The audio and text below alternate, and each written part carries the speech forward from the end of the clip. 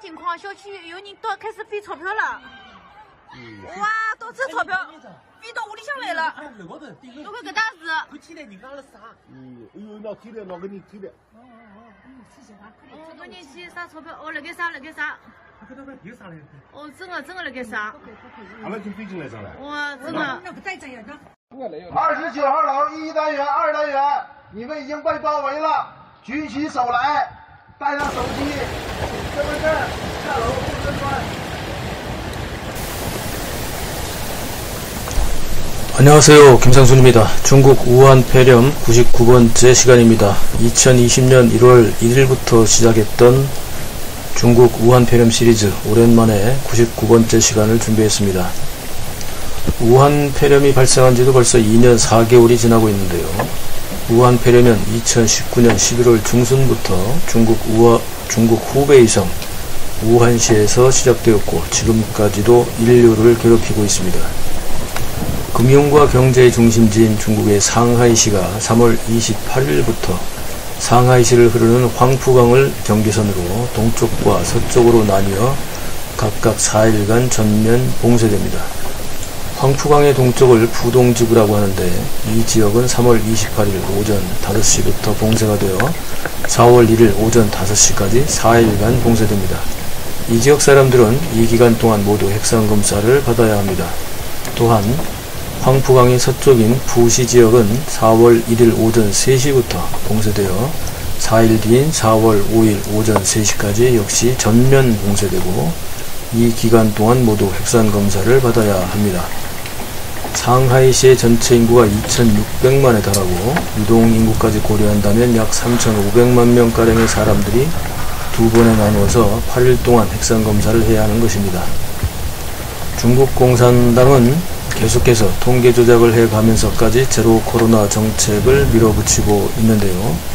이번 봉쇄에도 비언비어라며 상하이 봉쇄를 언급하는 사람들은 모두 엄벌에 처한다는 경고를 해왔는데요. 그러나 3월 28일 오전 5시에 전격 봉쇄를 하는 바람에 상하이시 주민들은 생필품과 비상식량을 사려는 사람들로 사재기 대란이 일어났고 마트에서는 서로 물건을 사겠다며 몸싸움이 일어나고 있습니다. 상하이시는 현재 거리가 텅텅 비어있고 차들이 다니지 않는 장막의 도시가 되었습니다. 상하이 보건위생당국이 29일 발표한 자료에 의하면 3월 28일 24시간 동안 상하이에서는 96명의 우한 폐렴 확진자가 발생했고 무증상 확진자는 4,381명으로 총 4,471명의 확진자가 발생했다고 발표했습니다. 확진자가 발생한 지역은 상하이시 전체에서 골고루 나타나고 있기 때문에 결국 상하이시 당국도 전면 봉쇄라는 강수를 택한 것으로 분석되고 있습니다. 현재 상하이시에서는 기존의 병원, 체육관, 대형 전시장, 공공아파트 숙소 등을 긴급히 개조하여 격리 수용소를 만들고 있고 컨테이너로 급조한 격리 수용소도 만들고 있습니다. 격리 수용소에 격리된 상하이시 확진자들은 격리소에 도착한 뒤에 열악한 격리소 환경을 SNS에 올리면서 분노하고 있습니다. 임시격리소에는 의사도 없고 간호사도 없고 치료약물도 없으며 음식과 생필품도 지급되지 않고 있다는 것입니다. 심지어 개방형 격리소인 체육관이나 전시장 등은 그나마 그 안에서 움직일 수 있지만 컨테이너 격리소로 배정받은 사람들은 1인 1실 격리 컨테이너에 마치 죄수처럼 갇혀 있으며 이곳이 바로 지옥이라고 한탄하고 있습니다.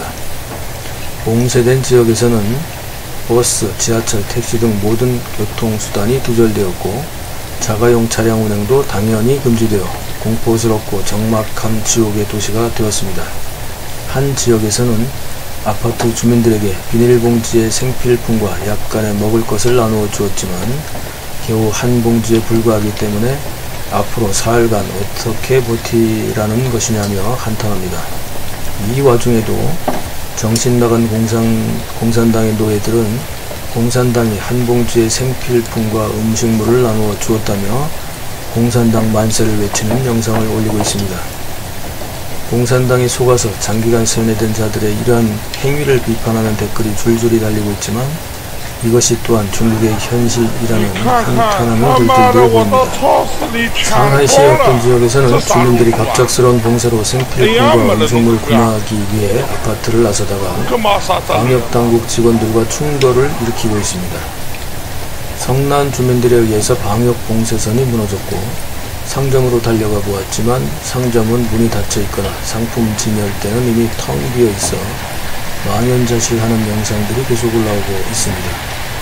이번 상하이시의 우한폐렴 확진자 확산으로 이 지역에 있는 테슬라 전기차 생산 공장, 중국 최대의 반도체 위탁 생산업체 중신고지, 제너럴모터스 상하이 공장 등을 비롯 모든 공장이 생산을 중단할 수밖에 없고 상하이시 공세로 중국 경제 전반에 큰 타격이 될 것으로 예상됩니다.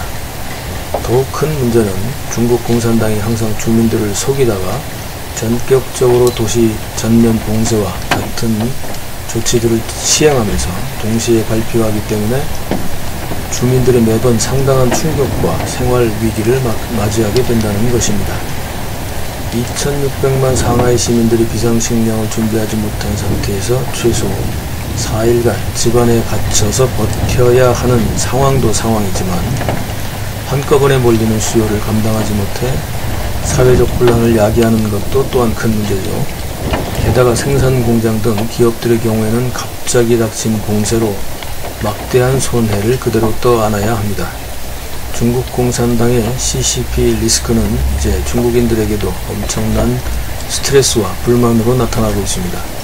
특히 먹는 것에 대해서는 그 누구에게도 양보하지 않는 한족들의 특성상 생활 필수품과 생존에 필요한 식품 대란으로 방역 저지선을 주민들이 뚫고 거리로 나오는 천국이 곳곳에서 벌어지고 있습니다. 중국 주민들은 2년 넘게 주축해오고 있는 공산당의 제로 코로나 정책에 승리를 내고 있습니다. 중국은 지금 상하이뿐만 아니라 우한, 시안, 선전, 장춘 등 중국 전역의 대도시에서 우한폐렴급 오미크론 변이 확산을 숨기면서 제로 코로나 정책을 선전하다가 곤혹스러운 사태를 맞이하고 있습니다. 공산당이 언제까지 대중을 속이는 선전선동으로 세뇌 정책을 유지할 수 있을지 이미 세뇌된 우매한 군중들이 먹을 것이 떨어지면서 언제까지 참고 있을지 이번 상하이 전격 봉쇄 사태는 우리에게 또 멸공에 대한 필요성을 일깨워주고 있습니다. 중국 공산당이 강제로 유지해온 제로 코로나 정책은 이제 시험대에 올랐습니다. 그러나 시험대에 오른 것은 제로 코로나 정책뿐만이 아니라 중국 공산당의 인민 세뇌교육, 선전선동 전술도 점점 시험대로 향하고 있습니다. 배고픈 중국의 군중들이 언제까지 중국 공산당 만세를 부르며 공산당 앞에 무릎을 꿇고 있을까요?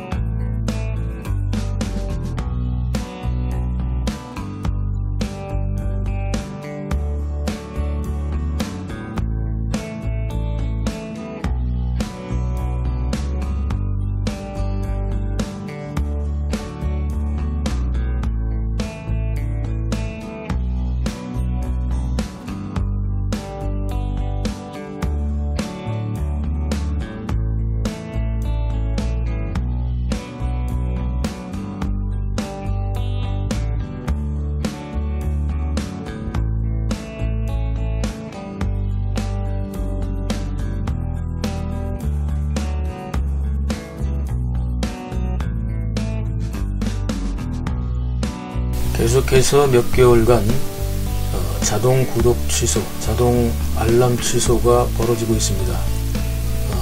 벌써 3개월째 한 2천여 명 이상이 빠져나가고 있습니다. 자동 구독 취소되었는지 다시 한번 확인해 주시고요. 구독, 알람, 좋아요 눌러주시기 바랍니다. 감사합니다.